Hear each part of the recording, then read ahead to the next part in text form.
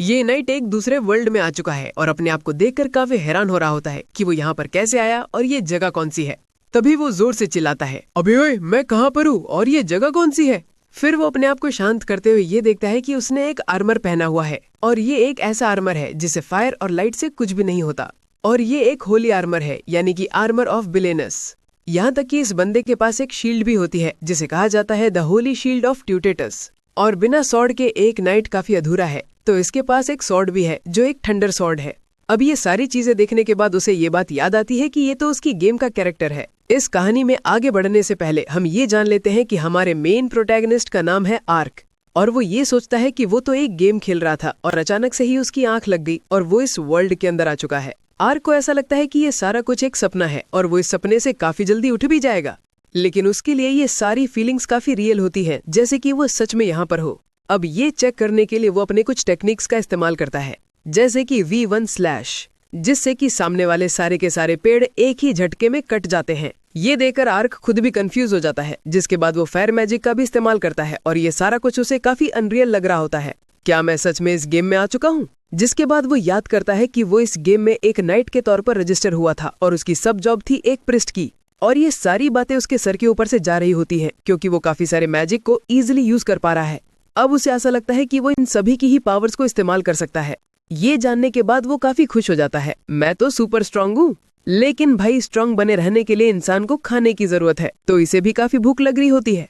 Arc ये decide करता है कि वो एक टाउन को ढूंढने वाला है, जिसके बाद वो गेट मैजिक का इस्तेमाल करता है और एक खाई से सीधा नीचे गिर जाता है। तभी उसे ये बात याद आती है कि गेट मैजिक हमें वहीं लेकर जाता है जहां हम पहले भी गए हों। और इस बंदे को देखकर मुझे ऐसा लगा कि मेरी कहानी शुरू होने से पहले ही खत्म हो चुकी है, लेकिन आर्क बाल बाल बच जाता है।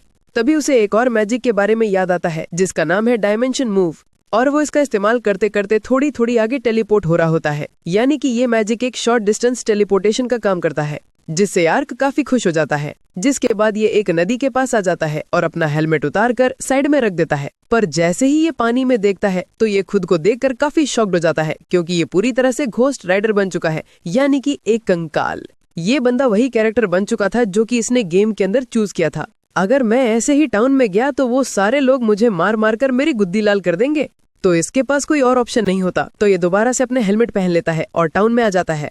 थोड़ी बहुत देर इधर उधर घूमने के बाद इसे एक खाने की दुकान दिखती है और इसके पेट में ऑलरेडी ही चूहे दौड़ रहे हैं। ये टकला चमन जो दुकान का मालिक है वो बिना पैसों में इसको खाना नहीं देगा, तो आर्क पहले पैसों का जुगाड़ करने के लिए यहाँ से चला जाता है। अब आगे जाने के बाद उसे एक लड़की की आवाज आती है और वो छुप कर सारा कुछ देख रहा होता है कि आखिरकार यहाँ पर चल क्या रहा है। और ये लड़की एक बंदे से बातें कर रही होती है। ये लड़की ट्राई करती है कि ये बंदा उसे सारी की सारी इन्फॉर्मेशन दे दे, पर वो ऐसा नहीं करता। जिसके बाद ये लड़की यहाँ से जाने लगती है। ये बंदा उसको देखकर कहता है कि सच में यार, एक एल्फ से बात करना काफी बड़ी सरदर्दी है। आर्क भी उसे देखकर काफी शॉक्ड हो जाता है कि सच में ये लड़की एक एल्फ है। आर्क ये सोचता है कि वो इससे जाकर बात करे और इसके लिए वो काफी ज्यादा एक्साइटेड होता है, पर ये लड़की यहाँ से गायब हो जाती है। फिर वो दोबारा से पैसे कमाने के लिए गिल्ड में आ जाता है और अंदर आने के बाद वो रिसेप्शन पर खड़े हुए इस बंदे से ये कहता है कि मैं यहाँ पर रजिस्ट्रेशन करना चाहता हूँ। तुम्हें देखकर तो ऐसा लग रहा है कि तुम एक नाइट हो और तुम्हारे पास से काफी अच्छी नौकरी होगी। तभी आर्क ये सोचता है कि मैं जैसा हूँ मुझे वैसे ही बातें करनी चाहिए, वरना इन्हें मेरे ऊपर शक हो सकता है। जिसके बाद वो अपनी आवाज को भारी कर लेता है। मेरे आसपास काफी दिक्कतें चल रही हैं और मेरे पास पैसे भी नहीं है, इसलिए मुझे यहाँ पर आकर ये लाइसेंस चाहिए। अच्छा, वो तो मैं तुम्हें दिलवा दूंगा, लेकिन तुम्हें एक ट्रायल देना होगा। तो बताओ तुम पहले किसे मारना चाहते हो, कोई बीस्ट, कोई मॉन्स्टर या फिर बैंडिट्स? और हाँ, एक बात और, वापस आते हुए प्रूफ लेकर आना। अच्छा ठीक है, मैं ऐसा ही करूंगा। जब वो यहाँ से जा रहा होता है तो ये दोनों बंदे उसी के बारे में बातें कर रहे होते हैं। मुझे ऐसा लगता है कि ये अपने बीमार बच्चे के लिए ऐसे काम कर रहा है। आर्क ये सोचता है, अबे कौन सा बीमार बच्चा। अब अगले सीन में आर्क जंगल में आकर काफी सारे मॉन्स्टर्स को जान से मार देता है, पर तभी यहाँ पर एक और आ जाता है जिसको देखकर वो काफी एक्साइटेड हो जाता है और इसका भी काम 25 कर देता है। इन सभी को मारने के बाद आर्क इन सभी को उठाकर गिल्ड की तरफ जा रहा होता है, पर रास्ते में वो ये देखता है कि यहाँ पर काफी सारे लोग हैं जो कि सोल्जर्स को जान से मार रहे हैं और उन्हें टॉर्चर कर रहे हैं। इनके साथ कुछ लड़कियां भी होती हैं। आर्क ये सोचता है, ये लोग काफी सारे हैं, अगर मैं गलती से वहां पर गया तो ये सारे लोग मेरी चटनी भी बना सकते हैं। पर तभी अचानक ये सारे गुंडे एक लड़की को पकड़ लेते हैं और सारे मिलकर उसके कपड़े फाड़ रहे होते हैं। जैसे ही आर्क ये देखता है वो ये कहता है, अरे यार ये तो काफी गलत हो रहा है, लगता है मुझे हिम्मत जुटानी होगी। जिसके बाद वो अचानक से इनके सामने आ जाता है और एक बंदे को जान से मार देता है। ये देखकर बाकी के बैंडिट्स यहाँ से भाग जाते हैं, पर ऐसे कैसे? आर्क अपनी स्वॉर्ड से स्लैश करता है और ये बाकी बंदे भी मारे जाते हैं। जिसके बाद आर्क इन दोनों के पास आ जाता है और वो ये पूछता है, क्या तुम दोनों सही हो? वो ये कहती है कि वो एकदम ठीक है और साथ में अपने बारे में इंट्रोडक्शन देना शुरू करती है। ये लड़की जिसका नाम है रेटा, वो ये कहती है कि ये लॉरेन है लुई वर्थ फैमिली से और मैं इनकी अटेंडेंट हूँ।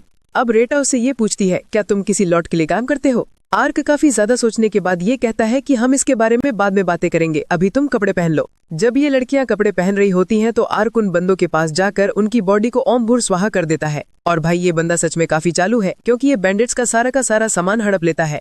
इससे मेरा दाल पानी तो चल ही जाएगा। अब अगले सीन में हम ये देखते हैं कि ये सारे एक साथ टाउन की तरफ जा रहे होते हैं और लॉरीन बार बार आर्क को ही देख रही होती है, जिससे वो काफी शर्मा जाता है और ब्लश कर रहा होता है। अब रेटा उससे ये पूछती है, तुम्हारा नाम क्या है? वैसे मेरा नाम है आर्क। अब वो गिल्ड में आ जाता है और इस बंदे के सामने सारा का सारा सामान रख देता है और उसे ये कहता है कि अब मुझे लाइसेंस चाहिए। ये सारा कुछ देखकर इस बंदे की भी काफी ज्यादा फट जाती है और वो ये सोचता है कि ये इतना सारा सामान लेकर काफी जल्दी आ गया। और वो ये कहता है, मास्टर शायद से आप ये रूम स्टोन निकालना भूल गए हो। लेकिन भाई आर्क को ये बात समझ नहीं आती कि ये सामने वाला बंदा क्या बकवास कर रहा है और वो ये समझाता है कि जब भी आप किसी मॉन्स्टर को जान से मारते हो तो उसके अंदर से ये स्टोन निकलता है जो कि आपको निकाल लेना है। और हाँ, ये रहा आपका वो लाइसेंस। और अगर आपको कोई जॉब चाहिए तो आप उस बोर्ड पर देख सकते हो। लेकिन वो आर्क से ये भी कहता है कि हमारे यहाँ पर बस छोटी मोटी ही क्वेस्ट होती है, लेकिन अगर आप कोई बड़ी क्वेस्ट करना चाहते हो तो आपको मर्सनरी गिल्ड ज्वाइन करना होगा। अब फिर से आर्क के पेट में चूहे कूदने शुरू हो जाते हैं, तो वो एक रेस्टोरेंट में आ जाता है और काफी सारा खाना ऑर्डर कर देता है। ये सारा खाना खाते हुए उसे काफी अच्छा लग रहा होता है और काफी मजा भी आ रहा होता है। इस स्टोन को देखकर वो ये कहता है कि सच में ये चीज काफी इम्पोर्टेंट है। अब उसे ये बात समझ आ जाती है कि वो इस वर्ल्ड में आ चुका है और ये कोई गेम नहीं है, ये एक रियल लाइफ है। जिसके बाद वो ये डिसाइड करता है कि वो इस वर्ल्ड में सरवाइव करने के लिए रेडी है और उसका सामना काफी सारी फैंटेसी चीजों के साथ होने वाला है और इन सब के लिए भी वो तैयार है। यानी कि आर्क ये बात समझ चुका है कि वो एक न्यू वर्ल्ड में आ चुका है और उसे यहाँ पर कुछ भी करके सरवाइव करना है। जिसके बाद वो ये सारी बातें सोचकर जोर जोर से हंस रहा होता है। मैं कल का इंतजार नहीं कर सकता, मैं काफी ज्यादा एक्साइटेड हूँ। फिर हमें एक औरत को दिखाया जाता है जो कि अपने बच्चे को सुलाकर बाहर चली जाती है। ये बच्ची ये कहती है कि मेरी मॉम हर सुबह काम के लिए जाती है, वो भी सुबह होने से पहले ही। इस तरफ आर्क ने भी एक जॉब ले ली है कि वो हर्ब्स कलेक्ट करने वाला है, जिसके लिए वो एक विलेज में आ जाता है और किसी के घर का पता कर रहा होता है। और आर्क ने ये जॉब इसलिए ली होती है ताकि वो ज्यादा बंदों की अटेंशन को ग्रैब ना कर पाए, क्योंकि भाई ये सभी से अपनी आइडेंटिटी को छुपा कर रखना चाहता है। जिसके बाद आर्क एक घर में आ जाता है जहाँ पर एक छोटी सी बच्ची दरवाजे को खोलती है और वो इसे अपने सामने देखकर काफी चौंक जाती है। आर्क उससे पूछता है, क्या मार्का घर में है? ये छोटी सी बच्ची ही मार्का होती है। आर्क उससे कहता है कि मैंने ही ये रिक्वेस्ट ली है कि मैं तुम्हारे साथ हर्ब कलेक्ट करने के लिए जाऊंगा। फिर हमें एक पास्ट का सीन दिखाया जाता है जहाँ पर आर्क इस बंदे से ये कहता है कि उसे एक हर्ब कलेक्टिंग की जॉब चाहिए ताकि वो सभी के सामने अपनी आइडेंटिटी को छुपा पाए। इस बंदे को भी ये बात काफी अजीब लग रही होती है, पर आर्क उससे कहता है कि हर्ब्स को कलेक्ट करना मुझे काफी अच्छा लगता है। अच्छा ठीक है, तुम ये कर सकते हो। यहाँ प्रेजेंट में आर्क मार्का के सामने खड़ा हुआ होता है और मार्का को इस बात पर बिलीव नहीं होता कि एक नोबल नाइट उसकी हेल्प करने के लिए यहाँ पर आया हुआ है। ये दोनों ऐसे ही बातें कर रहे होते हैं। आर्क उसे ये कहता है कि उसे हर्ब्स को कलेक्ट करना काफी अच्छा लगता है। मार्का ये कहती है, तो चलो फिर अभी चलते हैं। जिसके बाद ये दोनों हर्ब्स को कलेक्ट करने के लिए निकल जाते हैं। आर्क उसे ये पूछता है कि तुम इतनी जल्दी में क्यों हो? मेरी मॉम घर पर आने वाली हैं और अगर उन्हें ये पता लगा कि मैं यहाँ पर हूँ तो वो मेरे पर काफी गुस्सा करेंगी, क्योंकि ये सब के बारे में मैंने अपनी मॉम को नहीं बताया। पर आर्क को ये बात समझ नहीं आती कि उसकी मॉम उसके ऊपर गुस्सा क्यों करेंगी। मार्का ये कहती है कि मेरे डैड एक हर्बलिस्ट थे जो कि हर्ब्स को कलेक्ट करते हैं और उन्हें बेचते हैं, लेकिन वो एक दिन मारे गए और तभी से हमारी मॉम हमारा ख्याल रखती हैं। और मार्का ये सारा कुछ इसीलिए कर रही होती है ताकि वो अपनी मॉम की हेल्प कर पाए। जैसे ही आर्क ये सारी कहानी सुनता है तो उसके होश उड़ जाते हैं। जब मैं इसकी उम्र का था तो मैं सारा दिन गेम्स ही खेलता रहता था, वैसे अभी मैं वही कर रहा हूँ। अभी दोनों आगे जाने के बाद हर्ब्स को कलेक्ट कर रहे होते हैं। मार्का ये कहती है कि इस वाले हर्ब का नाम है कोकोरा और इसका इस्तेमाल काफी चीजों के लिए किया जाता है, जैसे कि कर्स और स्किन डिजीज के लिए भी। अगर हम इन्हें जलाते हैं तो ये इंसेक्ट्स भगाने का भी काम करते हैं। आर्क उसकी ये सारी बातें सुनकर काफी इम्प्रेस हो रहा होता है। तुम्हें तो सच में काफी नॉलेज है। हाँ, ये सारा कुछ मुझे मेरे डैड ने सिखाया है और हमें थोड़ा आगे और जाना चाहिए। रुको एक सेकेंड। आर्क को ऐसा लगता है कि उसके आसपास कोई ना कोई डीमन बीस्ट है, लेकिन जैसे ही वो झाड़ियां हटाकर देखता है तो यहाँ पर एक फ्लाइंग स्क्वेरल होता है जो कि आर्क को देखकर काफी गुस्सा कर रहा होता है। इसकी भैंस की, डैड चला जा यहाँ से। इसके पैर पर चोट लगी हुई थी और जैसे ही आर्क इसे अपने पास बुलाने का ट्राई करता है तो ये आर्क के काट लेता है, पर वो इससे गुस्सा नहीं होता बल्कि अपनी हीलिंग मैजिक का इस्तेमाल करके इसकी चोट को सही कर देता है, जिससे मार्का भी काफी खुश हो जाती है। अरे वाह, तुम्हें तो हीलिंग मैजिक इस्तेमाल करना आता है, तुम तो कमाल के हो। चलो अच्छा हुआ कि मॉम की स्किल्स काम आ रही हैं। जब ये फ्लाइंग स्क्वेरल पूरी तरह से सही हो जाता है तो आर्क उसे यहाँ से जाने के लिए कहता है, पर वो यहाँ से नहीं जाता। मार्का उससे कहती है, मुझे ऐसा लगता है कि ये तुम्हें फॉलो करना चाहता है, तो चलो इसका एक नाम रखते हैं।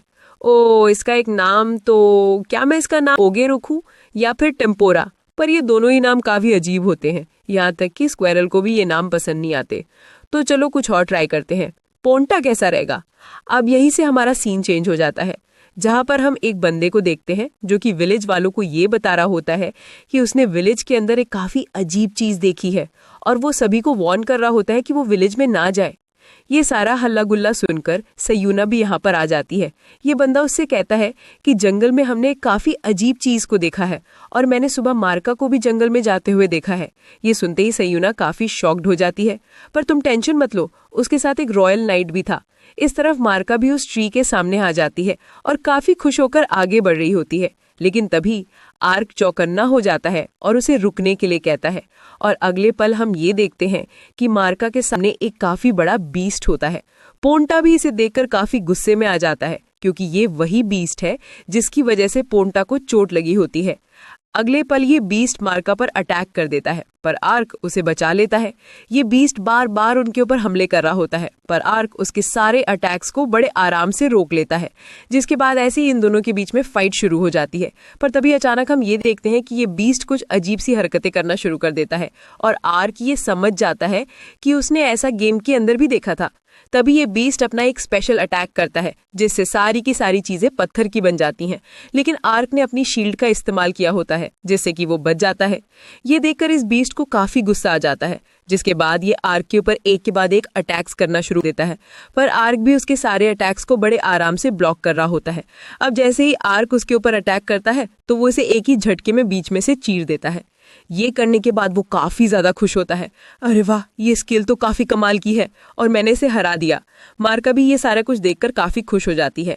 अगर गांव वालों को इसके बारे में पता लगा तो आज वो पार्टी करने वाले हैं, पर आर्क उसे मना कर देता है कि वो इसके बारे में किसी को भी ना बताए और मार्का इसके लिए मान जाती है।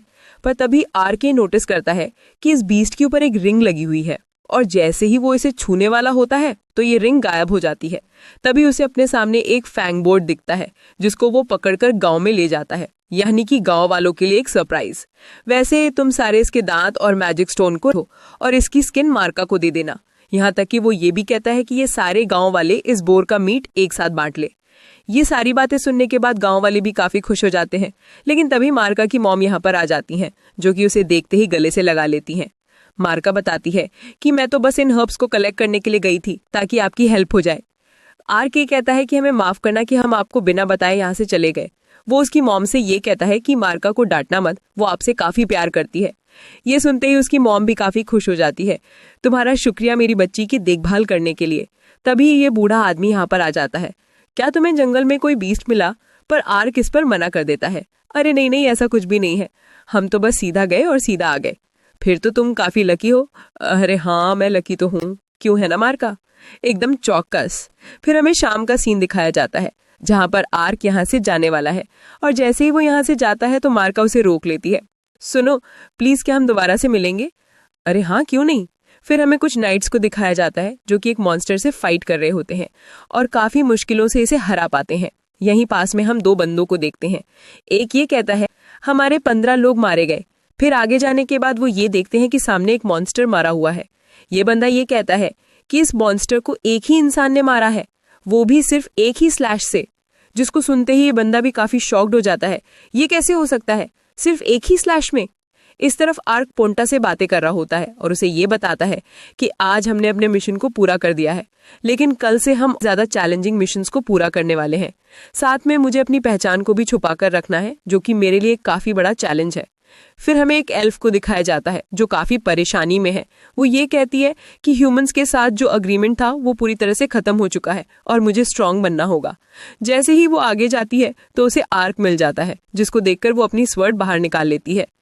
आर्क भी इस केव के अंदर एक मिशन को पूरा करने के लिए आता है और इन सारे के सारे बंदों को मारकर वो अपना मिशन कंप्लीट कर लेता है। यहाँ पर उसे काफी सारा सोना भी दिखता है, जिसको देखकर वो ये कहता है, आज तो मेरी लॉटरी लग चुकी है।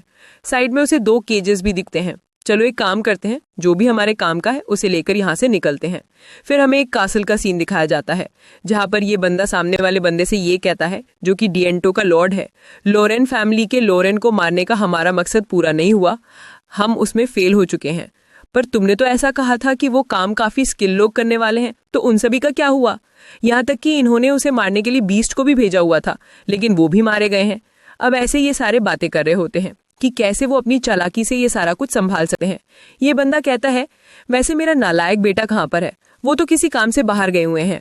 जैसे ही आर्क यहाँ से जा रहा होता है तो ये एल्फ इसके ऊपर अटैक कर देती है। आर्क उसे देखकर ये कहता है कि ये तो सच में काफी फास्ट है, लेकिन जैसे ही वो इसका चेहरा देखता है वो ये समझ जाता है कि ये वही एल्फ है। तुमने जो बच्चे किडनैप किए हैं वो सारे बच्चे हमें लौटा दो। अबे ओए, कौन से बच्चे और किसने किडनैप किए? आर्क उसे समझाने का ट्राई करता है कि उसे कोई मिसअंडरस्टैंडिंग हुई है, पर वो इसकी बातों पर बिलीव नहीं करती। मैं जानती हूँ कि तुम एक बैंडिट हो। अबे ओए, ये कब हुआ? मैं कोई बैंडिट नहीं हूँ, ना कोई बैंडेज। लेकिन तभी अचानक से पोंटा बाहर आ जाता है, जिसको देखकर ये एल्फ रुक जाती है। ये तुम्हारे पास क्या कर रहा है? आर्क को ऐसा लग रहा था कि ये बस एक नॉर्मल सा पेट है, लेकिन ये एल्फ बताती है कि ये एक स्पिरिट बीस्ट है जिसे कॉटन टेल फॉक्स कहा जाता है। ये बात सुनते ही आर्क भी शॉक्ड हो जाता है। वो ये कहता है कि जब से मैंने इसकी हेल्प की है तभी से ये मेरे साथ है।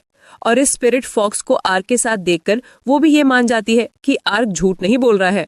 अब आर्क उसे ये बताता है कि वो यहाँ पर इसीलिए आया था ताकि वो बैंडिट्स को मार सके। और वो ये पूछता है कि तुम यहाँ पर क्यों आई हो? मैंने ये सुना था कि यहाँ पर कुछ बैंडिट्स हैं जिन्होंने एल्व्स को बंदी बनाया हुआ है, तो बस उन्हें छुड़वाने के लिए। जैसे ही इन दोनों की ये छोटी मोटी बातें क्लियर हो जाती हैं, तो ये एल्फ यहाँ से जारी होती है। पर आर्क उसे कहता है कि अंदर कोई भी एल्फ नहीं है। अब आर्क उसे ये पूछता है कि वो सारे बैंडिट्स एल्फ्स के साथ क्या करना चाहती थी। वो ये बताती है कि एल्फ एज अ स्लेव काफी महंगी बिकती है, और ये मत कहना कि तुम ये बात नहीं जानते। अरे ओए, मुझे इसके बारे में कुछ भी नहीं पता। जैसे ही वो यहाँ से जा रही होती है तो आर्क उसे दोबारा से रोक लेता है। मुझे ऐसा लगता है कि मैं तुम्हारी हेल्प कर सकता हूँ, लेकिन मुझे तुम्हारी कोई भी हेल्प नहीं चाहिए। लो भाई, इस एल्फ ने उसके मुंह पर ही बेइज्जती कर दी है। जिसके बाद वो घर पर आ जाता है और पोंटा से बातें कर रहा होता है। मैंने तो उसका नाम भी पता नहीं किया, तो मैं उसे ढूंढूंगा कैसे? फिर हमें सुबह का सीन दिखाया जाता है, जहां पर आर्क डायमेंशन मूव का इस्तेमाल करते हुए एल्फ के फॉरेस्ट में आ जाता है। पर तभी अचानक वो ये देखता है कि यहाँ पर कुछ छकरियों ने कुछ एल्फ्स को पकड़ा हुआ है, और ये बंदा एक एल्फ के पास आकर उसे ये कहता है कि तुम मेरे सामने भीख मांगो। चलो चलो, अगर तुमने ऐसा किया तो तुम अपने दोस्तों को बचा पाओगी। और वो इसके पैर पर स्वॉर्ड भी मार देता है। अरे ओए, तुम जानते हो ना कि ये हमारे लिए काफी कीमती है। मेरे सामने बकवास मत करो, तुम मेरे डैड के गुलाम हो, तुम मेरी बात मानो। आर्क भी दूर से बैठा हुआ ये सारा कुछ देख रहा होता है। वो ये सोचता है कि उस एल्फ ने मुझसे कहा था कि उसे मेरी हेल्प की जरूरत नहीं है, पर मैं इस सारी चीज को नजरअंदाज नहीं कर सकता। पर तभी वो एल्फ यहाँ पर आ जाती है और इन सभी को मारना शुरू कर देती है। ये बंदा इस छपरी से ये कहता है, जिसका नाम है ओडोलोन, ये वाली एल्फ तो काफी रेयर है। अरे हाँ, तुम्हें जो करना है वो करो। जैसे ये टकला चमन उसे छूने के ट्राई करता है तो ये उसके हाथ को काट देती है और साथ में बाकी सभी को भी मारना शुरू कर देती है। ओडोलोन और उसके साथी की ये सारा कुछ देखकर काफी ज्यादा फट जाती है। अबे ओए, ये एल्फ कौन है? यहाँ पर इस एल्फ ने आधे से ज्यादा बंदों को मौत के घाट उतार दिया। आर्क भी इसे देखकर ये कहता है कि सच में ये तो काफी स्ट्रांग है। पर तभी ये छपरी इन बच्चों के ऊपर स्वॉर्ड तान देता है और ये सारे गुंडे इस एल्फ की तरफ बढ़ रहे होते हैं, जिसको देखकर इसकी आंखें भी नाम हो जाती हैं और इसकी काफी ज्यादा फट रही होती है। लेकिन तभी आर्क इस छपरी के पीछे आ जाता है और उसे एक जोरदार मुक्का मारता है, जिससे इसकी हालत काफी खराब हो जाती है। जिसके बाद वो उन सारे छपरियों को जान से मार देती है और यहाँ पर एक लॉक लगा हुआ होता है जिसे वो खोलने का ट्राई करती है। पर आर्क उसे कहता है कि मैं तुम्हारी हेल्प कर देता हूँ। वेट, नहीं, मुझे तुम्हारी हेल्प की नीड नहीं है।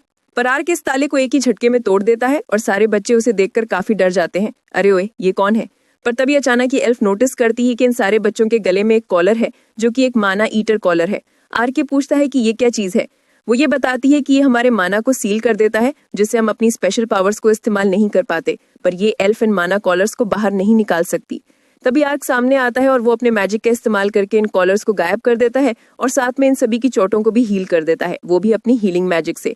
ये भी ये सारा कुछ देखकर काफी हैरान हो जाती है कि आर्क कितने सारे मैजिक का इस्तेमाल कर सकता है। और अब ये सारे बच्चे उसी के पास लग रहे होते हैं और फिर वो एक बर्ड को बुलाती है और उसे एक मैसेज देकर यहाँ से उड़ा देती है। आर्क पूछता है कि ये क्या चीज थी। वो एक तरह का विस्परिंग फॉल है जो हमारी बातें दूसरों तक पहुंचाता है। लगता है ये लड़की साथ में फेल है क्योंकि इतने हाईटेक जमाने में ये बर्ड का इस्तेमाल कर रही है। क्या बोली?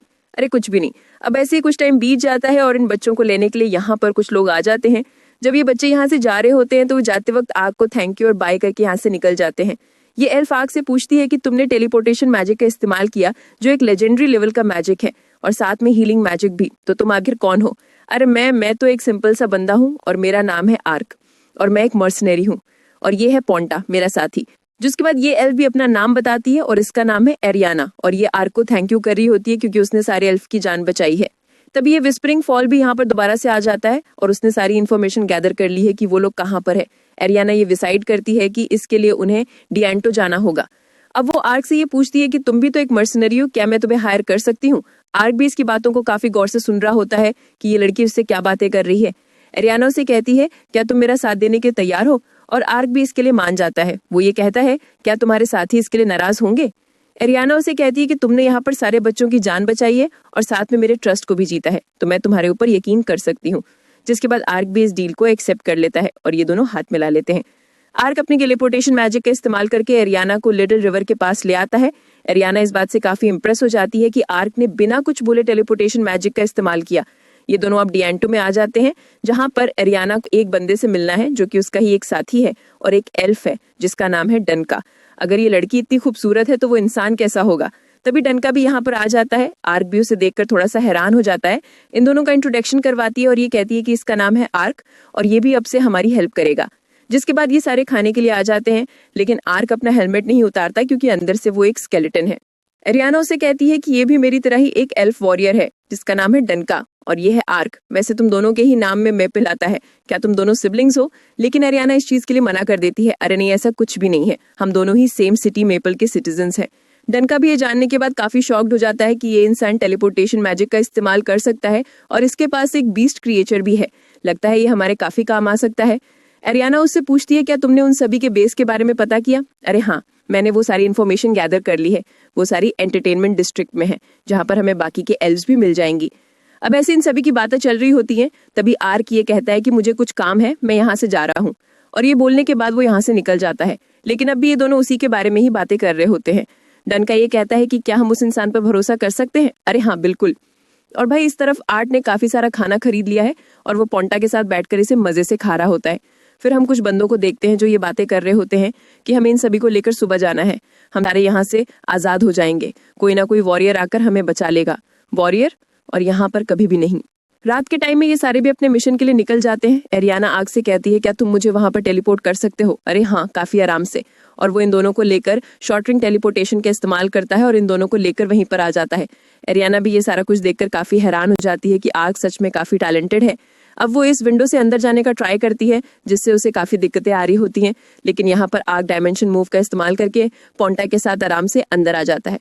अभी ओए, तुमने मुझे ये क्यों नहीं बताया कि ऐसे भी अंदर आ सकते हैं? अब ये सारे चलते हुए एक रूम में आ जाते हैं जहां पर ये सारे इस बात को देखकर काफी शॉक्ड हो जाते हैं कि उनके सामने काफी सारे लोग मरे हुए हैं और इन सभी के गले कटे हुए हैं। आर समझ जाता है कि पक्का ये कुछ टाइम पहले ही हुआ है। डनका ये कहता है कि मुझे ऐसा लगता है यहाँ पर कोई और भी है, तो हम तीनों को अलग होकर सर्च करना चाहिए। तो लो भाई, आर्क अपने डायमेंशन मूव का इस्तेमाल करके इस कमरे के सामने आ जाता है और वो इसके होल से अंदर देख रहा होता है और तभी अंदर चला जाता है। पर तभी अचानक से उसके ऊपर काफी सारे अटैक्स होने शुरू हो जाते हैं, लेकिन आर्क इन सारे अटैक से काफी आराम से बच जाता है। और वो ये देखता है, क्या एक निंजा? तुम ये बात कैसे जानती हो कि मैं एक निंजा हूँ? अरे यार, अब मैं इसे कैसे बताऊं? लेकिन तभी वो पोंटा को इसके साथ देखती है और वो ये कहती है कि मुझे तुम्हारे ऊपर शक नहीं है और मैं ये बात समझ चुकी हूँ कि तुम यहाँ पर एल्व्स को बचाने के लिए आई हो। क्या तुम भी यहाँ पर इसी काम के लिए आई हो? और वो आर्क को एक डॉक्यूमेंट देकर ये कहती है कि तुम्हें सारी की सारी एल्व्स नीचे मिल जाएंगी। अब ये क्या है, किसी खजाने वजाने का नक्शा है क्या? वो यहाँ से जाने से पहले पोंटा को भी कुछ खाने के लिए देती है और यहाँ से निकल जाती है। अरे यार, कम से कम मैं उसका नाम तो पूछ लेता। और स्पिरिट क्रिएचर के साथ रहना काफी फायदेमंद है क्योंकि सारे लोग मुझे काफी आराम से पहचान लेते हैं। वो इस डॉक्यूमेंट को लेकर इन दोनों के पास आ जाता है जो कि एल्फ को खरीदने का एक डॉक्यूमेंट होता है और वो दोनों इसे देखकर काफी हैरान हो जाते हैं। इससे उन्हें एक बात तो क्लियर हो जाती है कि इस सब के पीछे डिएंटो का लॉर्ड है और आर्क उनसे कहता है कि सारी एल्व्स नीचे हैं और 2 लॉर्ड के कासिल में, पर तुम ये सारा कुछ कैसे जानते हो? आर्क उनसे कहता है कि मेरी फाइट एक निंजा के साथ हुई थी और उसी ने मुझे ये सारा कुछ बताया है। लेकिन तभी अचानक कुछ बंदे यहाँ पर आ जाते हैं, लेकिन एरियाना काफी आराम से इन सभी को लपेट देती है। फिर ये सारे अंडरग्राउंड आ जाते हैं जहां पर वो सारी की सारी एल्व्स हैं। आर्क इन सभी को बाहर निकालता है और अपने टेलीपोर्टेशन मैजिक के इस्तेमाल करते हुए इन सभी को काफी दूर ले आता है। साथ ही में वो इन सभी के माना हीटर कॉलर्स को भी गायब कर देता है। डनका ये देखकर काफी चौंक जाता है कि इस इंसान ने सीलिंग कर्ल्स को काफी आराम से तोड़ दिया। ये सारी एल्व्स आर्क को थैंक यू कर रहे होते हैं। डनका ये कहता है कि मैं इन सभी को लेकर घर जा रहा हूँ, यानी कि उसने अब ये सारा का सारा काम इन दोनों के ऊपर छोड़ दिया है। और फिर हमें सामने लॉर्ड का पैलेस दिखाया जाता है जहाँ पर वो बची हुई एल्व्स हैं। तो अभी अचानक से यहाँ पर टूटा फूटी होनी शुरू हो जाती है और फिर हमें उसी निंजा को दिखाया जाता है जिसके साथ एक और बंदा है। वो ये कहती है कि वो नाइट पहले से ही जानता था कि मैं एक निंजा हूँ और मुझे ये उम्मीद है कि हम दोबारा से जरूर मिलेंगे। फिर हमें इस कासल के अंदर का सीन दिखाया जाता है जहाँ पर इस लॉर्ड ने दोनों ही एल्व्स को पकड़ा हुआ होता है और वो अपने लड़के यानी कि ओडोलन से ये कहता है कि तुमने उन लोगों से पंगा क्यों लिया और पिटने के बाद तुम वापस कैसे आए। ये अपने बेटे के ऊपर काफी गुस्सा कर रहा होता है और ये कहता है कि देखो इन्हें ऐसे हैंडल करते हैं। इस तरफ ये दोनों भी कासल की ओर निकल गए हैं। एरियाना ये बताती है कि मुझे पता है कि वो लॉर्ड कहाँ पर होगा। जैसे ये दोनों वहां पहुंचते तो इनके सामने काफी सारे गार्ड्स होते हैं, तो आर्क इनके ऊपर अटैक करके यहाँ से भाग जाता है और साथ में एरियाना भी। लॉर्ड को भी इस बारे में खबर मिल जाती है कि कुछ लोग कासल में घुस चुके हैं। ये बंदा भी सारी बातें बता ही रहा होता है, लेकिन तभी आर्क दीवार तोड़कर यहाँ पर आ जाता है। लॉर्ड से पूछता है तुम कौन हो? मैं हूँ शहंशाह यानी कि आर्क। ओडोलन तो इन दोनों को देखते ही यहाँ से कल्टी मार लेता है। अबे ओए चपड़ गंजू, तुम दोनों की हिम्मत कैसे हुई यहाँ पर आने की? पर तभी एरियाना उसकी गोटियों पर एक जोरदार लात मारती है जिससे वो नीचे गिर जाता है। ये तुमने क्या कर दिया? और इस तरफ आर्क को देखते ही ओडोलन की फटनियां शुरू हो जाती है और वो देखते ही देखते बेहोश हो जाता है। अयो अम्मा! आर्क के हाथ से यहाँ पर एक छेद हो जाता है जिससे उन्हें एक हिडन रूम के बारे में पता लगता है। लॉर्ड उनसे कहता है तुम ये सारा कुछ बिल्कुल भी अच्छा नहीं कर रहे हो, तुम बाद में पछताओगे। ये सुनते ही एरियाना उसके ऊपर भड़क जाती है और उसके बम्स पर लात मारना शुरू कर देती है जिससे उसके बम्स सूज जाते हैं। यहाँ तक कि ये दोनों एल्व्स भी उसे मारने के लिए काफी गुस्से में होती हैं। पर तभी अचानक यहाँ पर काफी सारे गार्ड्स आ जाते हैं, लेकिन एरियाना पलक झपकते इन सारे के सारे गार्ड्स को ठिकाने लगा देती है और इन दोनों एल्व्स से कहती है कि वो दोनों यहाँ से भाग जाए। इस तरफ आर्क यहाँ के सारे सोने को खाली करने के बारे में सोच रहा होता है, लेकिन तभी एरियाना यहाँ पर आ जाती है। तुम ये क्या कर रहे हो? मैं ये सोच रहा हूँ कि मैं इनका सारा पैसा खाली कर दूं। अगर इनके पास पैसा ही नहीं होगा तो ये काम कैसे करेंगे? अगली पल इस कासल में एक्सप्लोजन्स होने शुरू हो जाते हैं। क्या ये तुमने किया? अरे नहीं, मैंने कुछ भी नहीं किया। जिसके बाद ये दोनों इस कासल से बाहर आ जाते हैं और आर्क को अपना रिवॉर्ड भी मिल जाता है जिससे वो काफी खुश है। एरियाना उससे ये पूछती है क्या तुम मेरे साथ हेल्फलैंड चलने के लिए तैयार हो? ये सुनते ही आर्क के होश उड़ जाते हैं। ये तो एक फैंटेसी के जैसा है। अरे हाँ, क्यों नहीं? एरियाना उसे बताती है कि वहां जाने से पहले उन्हें एक एल्डर से परमिशन लेनी होगी और इसके लिए तुम्हें अपना फेस दिखाना होगा। पर मैं अपना आर्मर उतार नहीं सकता। पर ऐसा क्यों? क्या इसके पीछे कोई रीजन है? अगर मैं ये उतारूंगा तो तुम मेरे ऊपर अटैक भी कर सकती हो। अगर मैं इस चीज के लिए मना करूं कि मैं ऐसा नहीं करूंगी। ये सुनने के बाद वो अपने हेलमेट को उतार देता है जिसको देखकर एरियाना काफी शॉक्ड हो जाती है। तुम्हारे फेस को क्या हुआ? मैं इसके बारे में खुद भी नहीं जानता कि मेरे साथ क्या हो रहा है। मैंने अपने आप को बस इस कंडीशन में पाया। साथ में वो ये भी सोचता है कि अगर मैंने इससे ये बात बता दी कि मैं किसी दूसरे वर्ल्ड से यहाँ पर आया हूँ तो इसे इस बात पे बिलीव नहीं होगा, लेकिन वो उसके सामने वो सारी बातें बता देता है जितनी वो बता सकता है। एरियाना उससे कहती है कि मैं एक एल्फ हूँ और तुम्हारे सीक्रेट्स मेरे सामने एकदम से सेफ रहेंगे। यहाँ तक कि वो ये भी कहती है कि हम जिस एल्डर से मिलने वाले हैं ऐसा भी हो सकता है कि उनके पास इस कर्ज का सॉल्यूशन हो। ये सुनते ही आर्क भी काफी खुश हो जाता है। तो चलो मैं भी तैयार हूँ। जिसके बाद ये दोनों ही इस डील को फाइनलाइज कर लेते हैं। आर्क ये सोचता है आज से मेरा एक न्यू सफर शुरू होने वाला है जहाँ पर मैं अपने कर्ज को ब्रेक करने की जर्नी पे जाऊंगा।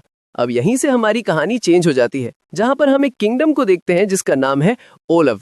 यहाँ पर ये किंग अपने दोनों ही प्रिंस से बातें कर रहे होते हैं। एक का नाम है सेकेट और दूसरे का नाम है डार्क रेस। सुनो सेक, तुमने ये बात यहाँ पर मेंशन क्यों की कि उन एल्व्स को पकड़ा जा रहा है और साथ में उन्हें बेचा भी? पर डार्क रेस इस पे काफी गुस्सा हो जाता है। ये सारी बातें सच नहीं है, ये तो बस रूमर्स है। सेक्ट उन्हें समझाने का काफी ट्राई कर रहा होता है कि ये सारे रूमर्स नहीं है, डियोंटो के लॉर्ड ने सच में ऐसा किया है। पर सेक्ट के पास इसके लिए कोई भी प्रूफ्स नहीं होते। किंग उससे कहते हैं अगर तुम्हारे पास कोई भी प्रूफ्स नहीं है तो हम इसके ऊपर एक्शन नहीं ले सकते। ये सारी बातें हवा में है। इनकी बातों से ऐसा लग रहा होता है कि ये सारी बातें डार्क रेस की साइड से बोल रहे हैं, लेकिन बाद में वो ये कहते हैं पर फिर भी हम इसके ऊपर इन्वेस्टिगेशन बैठाएंगे। ये सुनते ही सेक्ट भी काफी खुश हो जाता है। ये सारे इस बात को लेकर भी काफी पैनिकी हो रहे होते हैं। अगर ये सारी बात सच निकली तो बाकी के एम्पायर्स इनके साथ काम करना बंद कर देंगे, यानी कि ट्रेड में काफी गिरावट आ सकती है। जैसे ये सारी बातें खत्म हो जाती हैं तो ये सारे यहाँ से निकल जाते हैं। अब अगले सीन में हम आर्क को देखते हैं, जो कि डायमेंशन मूव का इस्तेमाल करके आगे जाने का ट्राई करता है, पर वो अचानक से नीचे गिर जाता है। यहाँ पर एक रिवर होती है जहाँ पर ये दोनों बैठकर मछलियां पकड़ना शुरू कर देते हैं और काफी मस्ती कर रहे होते हैं। रात में ये बर्ड आकर एरियाना को सारी खुशखबरियां सुनाती है कि वो सारी एल्फ्स सही से अपने टाउन में पहुंच चुकी हैं। आर्क भी ये बात जानने के बाद काफी खुश हो जाता है, पर तभी एरियाना के पेट में से कुछ आवाजें आती हैं और आर्क भी जंगल में चला जाता है ताकि वो कुछ खाने के लिए ला सके। उसके जाते ही एरियाना पोंडा को छूने का ट्राई करती है, पर वो रुक जाती है और थोड़ी देर बाद पोंडा अपने आप ही खड़ा हो जाता है। जब आर्क वापस आता है तो वो ये देखकर काफी शॉक्ड हो जाता है कि ये दोनों काफी मस्ती से खेल रहे हैं। ये देखकर एरियाना थोड़ा सा एम्बैरेस फील करती है। फिर हमें दोबारा से प्रिंसेस को दिखाया जाता है, जो कि अब भी सैकेड और डार्क रेस की बातों को लेकर काफी चिंता में होती हैं। उनकी मेड यहाँ पर आकर हमसे ये पूछती हैं कि आपको क्या हुआ। वो ये कहती हैं कि वो इस बात को काफी अच्छे से जानती हैं कि डार्क रेस इस सब के पीछे है और वो भी उन्हीं के साथ मिला हुआ है और सेक्ट को भी शायद से इस बात पे शक है, तो वो चुप नहीं बैठेगा। जिसके बाद वो ये डिसाइड करती हैं कि उन्हें लिमवुड फैमिली के साथ एक मीटिंग करनी होगी, यानी कि एल्फ्स के साथ। मेड ये कहती है कि ये तो काफी अच्छी बात है कि हम काफी लंबे टाइम बाद आपकी बहन से मिल पाएंगे। और यहाँ ये जिसके बारे में बात कर रही होती हैं उनका नाम है सेरियाना, जिनकी शादी लिमवुड फैमिली में हुई है। फिर हम देखते हैं एरियाना और आर्क को, जो कि फाइनली ललोटिया में पहुंच चुके हैं, जो कि एल्फ्स का विलेज है। जिसके बाद ये गेट खुलना शुरू हो जाता है। आर्क के देखकर काफी शौक था। एरियाना उसे कहती है कि तुम मेरा यहीं पर वेट करो, मैं एल्डर से परमिशन लेने जा रही हूँ। उसके जाते ही आर्क बाहर वेट कर रहा होता है और ऐसे ही वेट करते करते शाम हो जाती है। एरियाना भी आ जाती है और वो उसे कहती है कि परमिशन मिल चुकी है, जिसके बाद ये दोनों अंदर आ जाते हैं। आर्क के देखकर काफी शौक था कि उसके सामने काफी बड़ा ट्री है। वो ये पूछता है कि ये चीज क्या है। एरियाना उसे कहती है कि हमारे एल्डर यहीं पर रहते हैं। जैसे ये दोनों आगे जाते हैं तो उनके सामने यहाँ के एल्डर आ जाते हैं, जिनका नाम है डिलन। वो ये कहते हैं कि तुमने मेरी बेटी की काफी ज्यादा हेल्प की है। उनके साइड में उनकी वाइफ भी खड़ी होती है, जिनका नाम है ग्लेनिस। अब ये सारे एक दूसरे को अपना इंट्रोडक्शन देते हैं। एरियाना की मॉम ये बताती हैं कि मैं तो काफी लंबे टाइम से 175 ईयर्स की हूँ। एरियाना ये कहती है पर आप तो 200 प्लस हो चुकी हो। आर्क ये सुनते ही काफी शॉक्ड हो जाता है कि सच में एल्व्स काफी लंबे टाइम जीते हैं। अब डिलन अपनी बेटी को डांट रहे होते हैं कि उसने लॉर्ड के कासल पे अटैक क्यों किया। जिसके बाद ये सारे अंदर आकर इसी बारे में बातें कर रहे होते हैं और डिलन को सारी बातें समझ आ जाती हैं। वो ये कहते हैं पर मुझे एल्डर्स की मीटिंग में सारा कुछ क्लियर करना होगा कि तुमने वहां पर अटैक क्यों किया। ग्लेनिस भी खाना लेकर यहाँ पर आ जाती हैं, पर आर्क ये सोचता है कि मैं अपना हेलमेट कैसे उतारूं। डिलन उसे कहते हैं कि हम तुम्हारी सिचुएशन के बारे में सारा कुछ जानते हैं, तो तुम आराम से खाना खा सकते हो। फिर हमें सुबह का सीन दिखाया जाता है जहाँ पर आर्क सोकर उठ चुका है, पर एरियाना और उसके डैड यहाँ से निकल चुके होते हैं। ये दोनों अब एक सर्कल में आ जाते हैं जहां पर ये सारे लोग टेलीपोर्टेशन मैजिक का इस्तेमाल करके उन्हें मैपल सिटी में भेज देते हैं। इस तरफ आर्क ग्लेनिस के साथ सैर सपाटा कर रहा होता है और वो ये पूछता है कि ये जगह तो काफी बड़ी है और मेरे ख्याल से यहाँ पे काफी सारे एल्फ्स भी रहते होंगे। अरे हाँ, इस जगह पर लगभग 4000 एल्फ्स रहते हैं। आगे जाते हुए उसके सामने वही 2 बच्चियां आती हैं जिनकी आर्क ने जान बचाई थी। वो आर्क को थैंक यू करती है और यहाँ से निकल जाती हैं। इस तरफ ये सारे एल्डर्स बातें कर रहे होते हैं। एक बंदा ये कहता है कि ये एक बेवकूफी है कि उन्होंने लॉर्ड के कासल पे अटैक किया, पर उस ट्रीटी को तोड़कर शुरुआत तो लॉर्ड ने ही की थी। अब ये सारे ऐसे ही बातें कर रहे होते हैं कि लॉर्ड के पैलेस पे अटैक करना सही था या फिर गलत। जो बड़े एल्डर होते हैं वो ये कहते हैं सबसे पहले इंसानों ने ही इस ट्रीटी को तोड़ा है, तो हमें उनके सामने झुकना नहीं चाहिए। ये दोनों भी एक दूसरे के आमने सामने खड़े होते हैं क्योंकि ये दोनों एक फ्रेंडली बैटल करने वाले हैं। ग्लेनिस ये बताती है कि उसने ही अपनी बेटी को सोर्ड्समैनशिप सिखाई है। आर्क भी उनसे फाइट करने के लिए तैयार हो जाता है, लेकिन तभी अचानक ग्लेनिस काफी तेजी से आर्क के ऊपर अटैक्स करना शुरू कर देती है और उसे नीचे गिरा देती है। तुम्हारी आंखें काफी तेज हैं, लेकिन अबले तुम एक हो। इससे आर्क की भी अकल टिकाने आ जाती है। वो ये सोचता है अगर मुझे इस वर्ल्ड में रहना है तो मुझे सोर्ड्समैनशिप सीखनी होगी और मैं काफी लकी हूँ कि मुझे ये सिखा रही हैं जो इसमें एक्सपर्ट है। ऐसे ही प्रैक्टिस करते करते आर्क काफी बार हार रहा होता है और वो बार बार नीचे गिर जाता है। ग्लेनिस को भी इसके अंदर काफी मजा आ रहा होता है। एरियाना अपने डैड से उसी इंसिडेंट को लेकर बातें कर रही। वो ये कहती है अभी तुम ये सारी बातें छोड़ो और मैं तुम्हें ये बताना चाहता था कि इवेंट्स की शादी हो रही है। क्यों, उसकी भी? तभी एक लड़की भागते हुए आती है और एरियाना को गले से लगा लेती है और ये लड़की कोई और नहीं बल्कि इवेंट्स है, यानी कि एरियाना की एक और बहन। डिलन भी इन दोनों बहनों की जुगलबंदी देखकर यहाँ से निकल जाते हैं। इवेंट्स अपनी बहन से कहती है कि तुमने सारी एल्फ्स की जान बचाई, तुम पहले से काफी स्ट्रांग हो चुकी हो। एरियाना उससे ये पूछती है कि मैंने सुना है तुम्हारी शादी हो रही है। अरे हाँ, एकदम सही बात है। अब उसकी बहन एरियाना को छेड़ने लग जाती है। क्या तुम्हारी नजर में भी कोई है? अरे नहीं, ऐसा कोई भी नहीं है। तुम्हारी बातों से तो ऐसा लग रहा है कि पक्का कोई ना कोई है, तो वो कौन है? फिर हम इन दोनों को देखते हैं जो कि अब भी प्रैक्टिस कर रहे हैं। आर्क अपने डायमेंशन मूव का इस्तेमाल करके ग्लेनिस पर अटैक करने का ट्राई करता है, पर वो काफी फास्ट होती है और आर्क को दोबारा से नीचे गिरा देती है, जिसके बाद ये दोनों घर आ जाते हैं। ग्लेनिस उससे कहती है कि मैं काफी थक चुकी हूँ तो मैं नहाने जा रही हूँ, और हाँ तुम भी पोंटा को वॉश कर सकते हो। तो लो भाई, आर्क भी आराम से आकर पानी में लेट जाता है और साथ में पोंटा को भी वॉश कर देता है। जब से मैं इस वर्ल्ड में आया हूँ तो मैं पहली बार नहा रहा हूँ। एरियाना भी जैसे ही कपड़े उतारकर यहाँ पे नहाने वाली होती है, तभी अचानक वो ये देखती है कि सामने एक स्केलेटन है और इससे वो काफी डर जाती है। आर्क उससे कहता है, अरे भाई ये कोई और नहीं है, ये मैं हूँ आर्क। लेकिन भाई उसके फटका पड़ जाता है। अब अगले सीन में उसकी मॉम ये कह रही होती है, तुम्हारा चेहरा लाल क्यों है? एरियाना उनसे कहती है, अरे नहीं नहीं ऐसी कोई बात नहीं है। डिलन उन सभी से ये बताते हैं कि काउंसिल ने ये ऑर्डर दिया है कि उन सभी लोगों के बारे में जानकारी को गैदर किया जाए जो कि इस कॉन्ट्रैक्ट के अंदर हैं, और साथ में एल्फ्स को छुड़ाने का काम भी जारी रहेगा। और आर्क, मैं तुम्हें हायर करना चाहता हूँ एरियाना के लिए, ताकि तुम उसे असिस्ट करो। लेकिन वो ये कहते हैं कि मैं तुम्हें इसके लिए पैसे नहीं दे सकता, पर वो उसे काफी इंपॉर्टेंट जानकारी देते हैं जिससे उसका कर्ज दूर हो सकता है, और ये स्प्रिंग है जो कि लॉर्ड क्राउन के पास में है।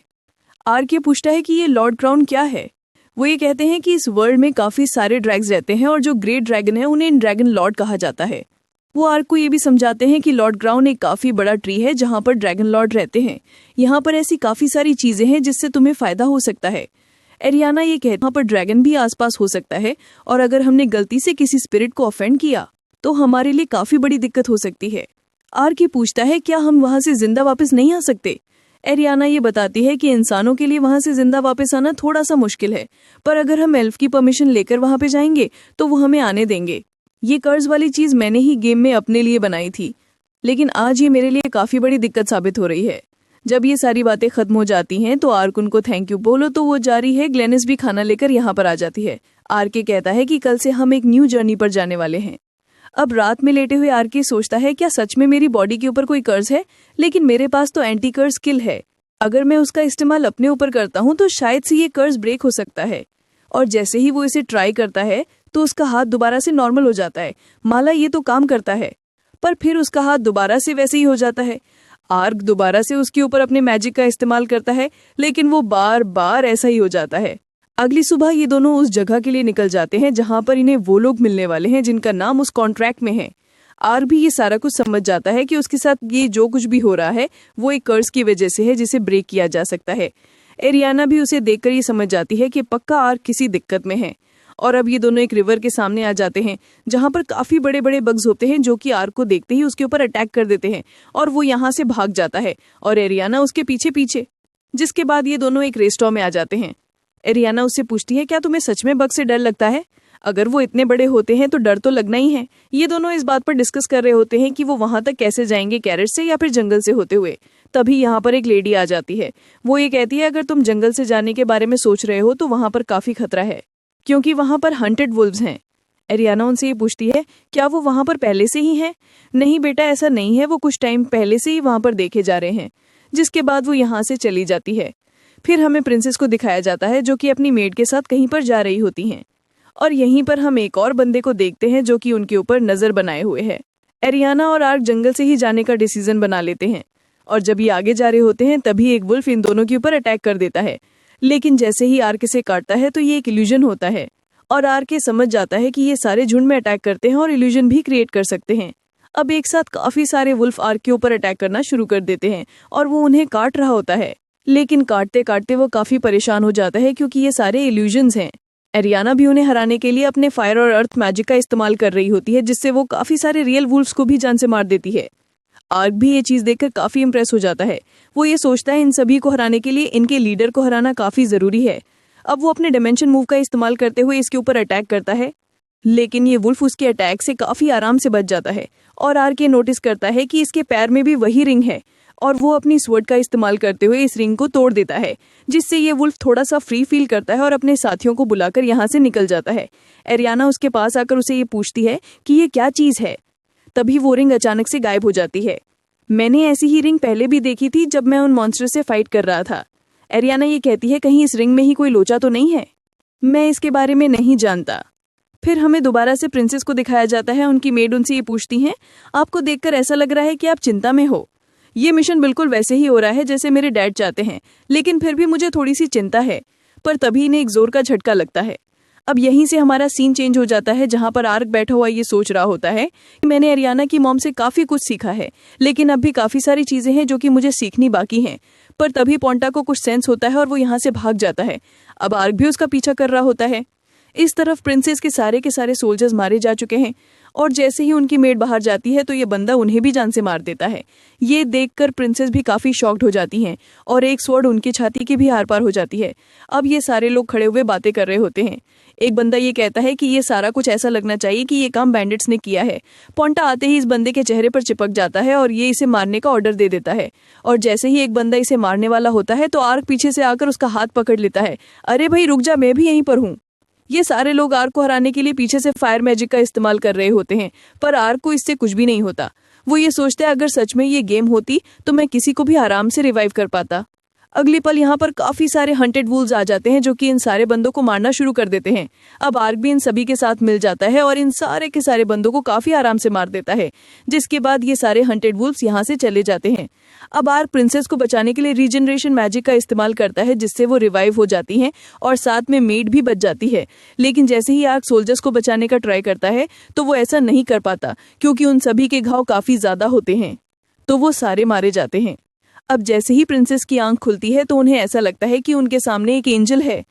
फिर हमें कुछ टाइम बाद दिखाया जाता है जहां पर प्रिंसेस को होश आ चुका है, लेकिन वो ये देखकर काफी शॉक्ड हो जाती हैं कि उनके कपड़ों पर खून लगा हुआ है और कुछ सोल्जर्स मारे जा चुके हैं, पर कुछ अब भी जिंदा हैं। जिसके बाद वो अपने सारे साथियों से कहती है कि हम सारे मारे जा चुके थे और हमें गॉड ने बचाया है, तो हमें आगे बढ़ना होगा और हम सारे लिम्बूट जा रहे हैं। ये सारा कुछ खड़े हुए आर्क भी पीछे से देख रहा होता है, जिसके बाद वो एरियाना के पास आ जाता है और अब फाइनली ये दोनों ओलफ में पहुंच चुके हैं। यहाँ पर वही देखते हैं कि सामने कुछ गुंडे एक लड़की को परेशान कर रहे होते हैं। वही कहती है अबे ओए तुम सारे एक साथ आ जाओ, हमें उसकी हेल्प करनी चाहिए, पर एरियाना उसको रोक लेती है। जिसके बाद ये लड़की सारे के सारे गुंडों को काफी आराम से सबक सिखा देती है और आर्क को काफी गौर से देख रही होती है, जिससे आर्क की काफी ज्यादा फट जाती है। वे कहती है तुम्हें दोबारा से देखकर काफी खुशी हो रही है और तुम्हारा डिएंटो वाला मिशन कैसा रहा। आर्क भी उसके देखकर काफी शॉक्ड हो जाता है, अबे ओए ये है कौन, मुझे कैसे जानती है। पर तभी उसके दिमाग की बत्ती जल जाती है कि ये तो वही निंजा है जो कि उसे डिएंटो में मिली थी। अब ये लड़की आर्क के पास आ जाती है और उसे कहती है कि तुमने उन एल्फ्स को बचा के काफी अच्छा काम किया, क्या तुम्हारे पास थोड़ा सा टाइम है, क्योंकि मैं तुमसे बात करना चाहती हूँ। एरियाना ये कहती है कि ये लड़की कौन है। आर्क को से सारी बातें समझाता है कि ये वही लड़की है जिसने डिएंटो में उसे सारी इन्फॉर्मेशन दी थी। वैसे इसका नाम है, मेरा नाम है चियोमे। वो ये बताती है कि वो जिंज क्लैन के 6 निंजा में से एक हैं। जैसे यार की बात सुनता है तो वो भी काफी शॉक्ड हो जाता है और ये पूछता है कि इसका मतलब क्या है। चियोमे उसे सारा कुछ एक्सप्लेन करती है कि जिन का मतलब है ब्लेड और शिन का मतलब है हार्ट। जिसके बाद ये सारे एक दूसरी जगह पर आ जाते हैं और आर्क उसे ही देख रहा होता है। वो ये सोचता है कि जिन शिन इसका मतलब तो एक शिनोबी हुआ, तो क्या ये लड़की एक शिनोबी है। अब उसे ये बात कंफर्म हो जाती है कि ये लड़की एक निंजा है, जिससे वो काफी खुश हो रहा होता है। एरियाना उसे बुलाती है, अरे हाँ क्या हुआ। अब ये सारे एक दूसरे को अपना इंट्रोडक्शन देते हैं। चियोमी आर्क से ही पूछती है कि तुमने मुझे निंजा क्यों कहा था। वो मन में ये सोचता है क्योंकि तुम एक निंजा हो। चियोमी इस बात से काफी हैरान होती है कि इस नाम के बारे में सिर्फ उनके क्लैन वालों को ही पता है, ना कि किसी और को। एरियाना से ये पूछती है कि तुम आर्क से क्या बातें करना चाहती थी। वो ये बताती है कि मेरे साथ ही कुछ बीस्ट हैं जो काफी दिक्कतों में है और मैं चाहती हूँ कि तुम मेरी हेल्प करो। आर्क सोचता है लगता है इन दोनों के मिशंस काफी एक जैसे हैं। अगर तुम मेरी हेल्प करते हो तो मैं तुम्हें उन बंदों के नाम बता सकती हूँ जिनके नाम कॉन्ट्रैक्ट में है। अब आर्क सोचता है क्या मुझे इसकी हेल्प करनी चाहिए, क्योंकि मैं ऑलरेडी ही एरियाना की हेल्प कर रहा हूँ। एरियाना से ये पूछती है क्या तुम बचपन से ही अपने साथियों को बचाने के लिए प्रैक्टिस कर रही हो। वो ये कहती है कि जब से वो छोटी थी तब से वो ट्राई कर रही है कि वो अपने लोगों की हेल्प कर पाए। ये बात सुनने के बाद एरियाना को ऐसा लगता है कि वो भी बिल्कुल उसी के जैसी है, तो वो उसकी हेल्प करने के लिए मान जाती है। इस तरफ डार्क रेस काफी गुस्से में होता है, आखिरकार उन हाउंटेड वॉल्स के ऑर्डर लेना बंद क्यों कर दिया। ये बंदा कहता है शायद किसी ने उनकी रिंग्स को डिस्ट्रॉय कर दिया है। डार्क रेस को इस बात की काफी चिंता हो रही होती है कि यूरियाना अब भी जिंदा है। मालिक आप चिंता मत करो, हम उन्हें ढूंढने का ट्राई कर रहे हैं। मुझे तो बस इस बात की चिंता है कहीं वो एल्फ्स तक ना पहुंच जाएं। मालिक मुझे ऐसा लगता है कि वो सारे लोग आपको भी मारना चाहते हैं, तो बेटर यही होगा कि आप भी एक सेफ जगह पर जाकर छुप जाओ। और डार्क रेस यहाँ से निकल जाता है। फिर हमें इन सभी में दिखाया जाता है जो कि जाते हुए बातें कर रहे होते हैं। आर्क चियोमे से उनके क्लैन के फाउंडर के बारे में पता करता है। वो ये बताती है कि वो एक ह्यूमन थे। आर्क के सुनते ही थोड़ा सा हैरान हो जाता है, मतलब कि वो इंसान भी एक जापानीज था। अगले पल ये सारे एक जगह पर आ जाते हैं जिसका नाम है एडजिट मार्केट, और ये काफी बड़ी स्लेव मार्केट है जिसके अंदर काफी सारी बीस्ट को कैद किया हुआ है, यहाँ तक कि काफी सारे मारे भी जा चुके हैं। ये सारे भी बाहर खड़े होकर इस बारे में डिस्कशन कर रहे होते हैं कि वो यहाँ पर अटैक कैसे करेंगे, क्योंकि यहाँ पर अटैक करना और यहाँ से भागना दोनों एक साथ इम्पॉसिबल है। चियोमे ये बताती है कि उसके साथी ऑलरेडी ही यहाँ पर आ चुके हैं और वो ये कहती है अगर हम 10 को सेक्रीफाइस करके 100 की जान बचा सकते हैं तो वो हमारे लिए काफी इंपॉर्टेंट होगा। आर्क उसे ये कहता है वैसे मैं टेलीपोर्टेशन मैजिक का भी इस्तेमाल कर सकता हूँ। ये सुनकर चियोमी काफी हैरान हो जाती है, अरे वाह ये तो कमाल की बात है, क्योंकि उसको ऐसा लग रहा होता है कि ये एक तरह का निंजोत्सु है। आर्क कहता है अरे नहीं ये वो नहीं है। ये सारी बातें होती ही इस चियोमी यहाँ से निकल जाती है, लेकिन वो जाते हुए बताती है कि अटैक आज रात को होने वाला है और अगर तुम कोई तैयारी करना चाहते हो तो तुम वो कर सकते हो। अब ये दोनों खाना खाने के लिए आ जाते हैं और आर्क को ये खाना काफी पसंद आ रहा होता है। एरियाना उसे कहती है मैंने तुमसे पहले ही कहा था कि वो बग्स काफी टेस्टी हैं, क्यों है ना पोंटा? हाँ वैसे मजा तो आ रहा है। रात में ये दोनों अटैक करने के लिए जा रहे होते हैं, जहाँ पर आर्क ने एक मास्क पहना हुआ होता है। वो कहता है कि मैंने इसे 13 गोल्ड कॉइन्स पे खरीदा है। लग रहा हो ना मैं एकदम सलमान खान, लगता है किसी ने तुम्हारा सी काट दिया है क्योंकि ये मास्क काफी क्रीपी है। अरे ऐसा मत बोलो, देखो ये अच्छा लग रहा है, क्यों है ना पोंटा? उसके मना करते ही आर्क का दिमाग और भी ज्यादा खराब हो जाता है। ये तुम दोनों क्या बोल रहे हो? तभी चियोमी यहाँ पर आ जाती है और इसके साथ उसका एक साथी होता है, इसका नाम है जिगायोमॉन और ये भी उसी निंजा क्लैन के 6 निंजा में से एक है। जैसे ही आर्क इस बंदे का नाम सुनता है तो वो ये समझ जाता है कि इसका नाम किस पर रखा गया है। तभी जुगामन आर्क के पास आ जाता है और उससे लड़ना शुरू कर देता है, जिसको देखकर ये दोनों लड़कियां काफी शॉक्ड हो जाती हैं। लेकिन अगले पल ये दोनों एक दूसरे के कंधे पर हाथ रख लेते हैं। हम दोनों तो काफी अच्छे दोस्त हैं, क्यों है ना भाई? अरे हाँ भाई, इन सभी का प्लान भी रेडी हो चुका है जिसमें आर्क और जुगामन सामने से अटैक करने वाले हैं और ये दोनों लड़कियां पीछे से। ये दोनों काफी गुस्से में सामने की तरफ से जा रहे होते हैं। गार्ड्स भी इन्हें देखकर काफी पैनिक हो जाते हैं, लेकिन तभी जुगामन दरवाजे को तोड़ते हुए अंदर पहुंच जाता है। सारे के सारे गार्ड्स इनके ऊपर अटैक करते हैं पर ये उन्हें काफी आराम से ठिकाने लगा देते हैं। आर्क भी इन सारे सोल्जर्स के ऊपर अपने मैजिक का इस्तेमाल कर रहा होता है और वो इन्हें डराने के लिए जोर जोर से हंसता है, हो मैं तुम्हें मार दूंगा। जुगामन की बॉडी भी एकदम सॉलिड होती है, इन सभी के अटैक्स का उसके ऊपर कोई भी फर्क नहीं पड़ता और वो भी अपने मैजिक का इस्तेमाल कर रहा होता है। असल में ये साला कुछ कोई मैजिक नहीं है, ये है निंजुत्सु। आर्क भी उसे कहता है लगता है तुम्हारा निंजुत्सु और मेरा मैजिक एक साथ मिल चुके हैं, जिससे काफी तबाही हो रही है। अब इसी मौके का फायदा उठा के एरियाना और चियोमी